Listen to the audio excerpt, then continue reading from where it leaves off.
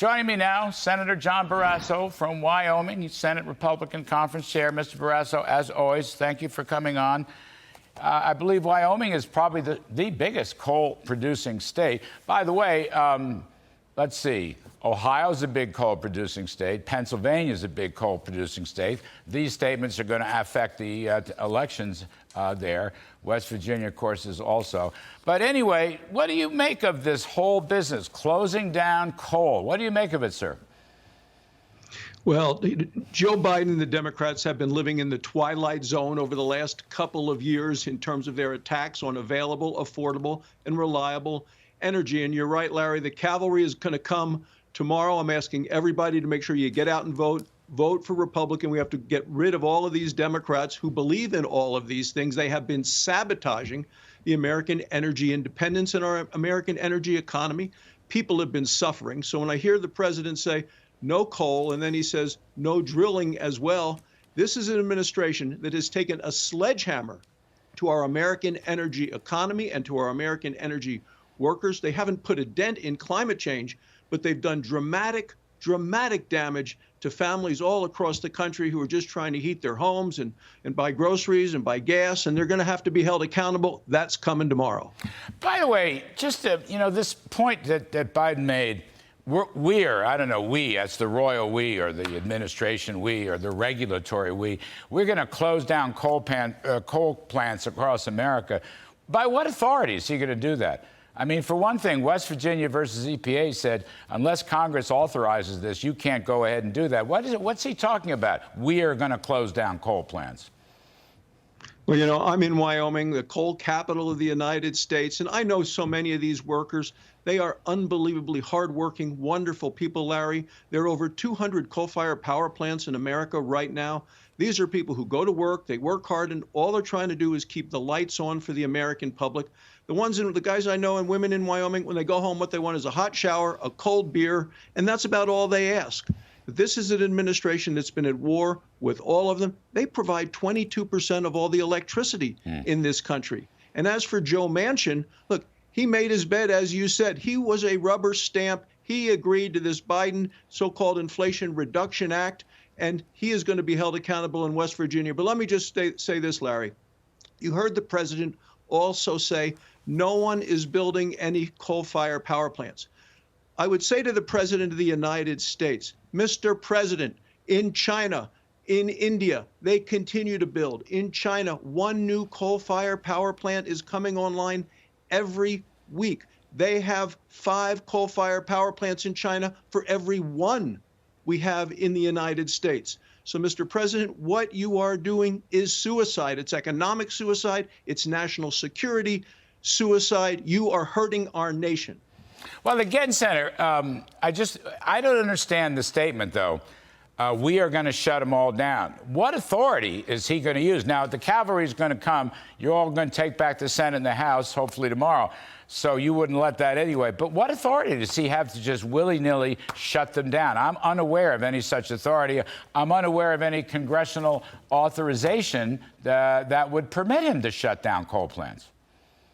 No, he doesn't have the authority to do so many of the things that he's done, which is why I think it's so important that we take over the Republican majority in the House as well as the Senate. I'd be the chairman of the Energy Committee in the Senate, Larry, where we will absolutely focus on affordable American energy, reliable energy, available energy, unleashing American energy, and that's pipelines and its permits and its infrastructure, and it's holding this administration accountable, holding their feet to the fire when they try to drag their feet, whether it's on permitting, on any of those things, and we're going to stop them getting into place any of their climate crazies that they nominate who want to keep energy in the ground. Some studies, and by the way, the Energy Department is part of these studies, but studies are showing that actually technology advances are, in fact, making coal cleaner. As you say, coal is still 20% of our power, so that's very important. You shut that down, that would kill the economy even more. But, in fact, is coal cleaner? Well, it most certainly is. We have a program here in Wyoming through the University of Wyoming School of Energy Resources.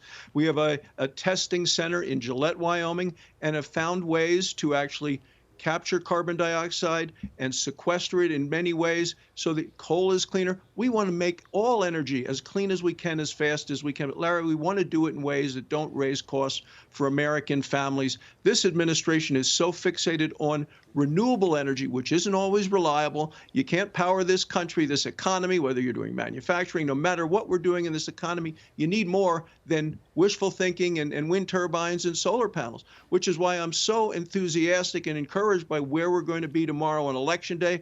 As you know, I was out with Adam Laxalt in Nevada over the weekend. We did a bus tour, big crowds, lots of enthusiasm. Their gas is over $5 a gallon. The cost of energy is the driving factor in that race, Larry. Well, I love that picture you texted me from the campaign bus. I responded to it. I hope you saw my response. It was a great picture. You even had my pal O'Brien in there for some national security backing. But coming back to this other matter, is there any doubt that if you kept Democratic majorities with the Biden administration, they would end fossil fuels? I mean, the White House is trying to spin it, but here he is. He says it again. He wants to end fossil fuels. He wants to end coal. Can there be any doubt that that, in fact, is his policy? End fossil fuels.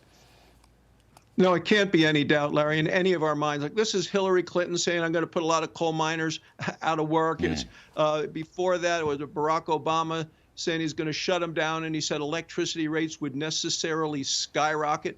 Well, the American people have been living the pain this year, last year, of 40-year high inflation related to the policies of the administration. It's reckless Washington spending and its energy policies that have been a direct attack on American energy, which is why you see a weakened President Joe Biden having to go hat in hand to Saudi Arabia to ask for more energy, to Iran, to Venezuela, even to Russia. All of these are related to this focus, this religion on climate, because they want to do things dramatically, unilaterally, and immediately, no matter how bad it is for our economy.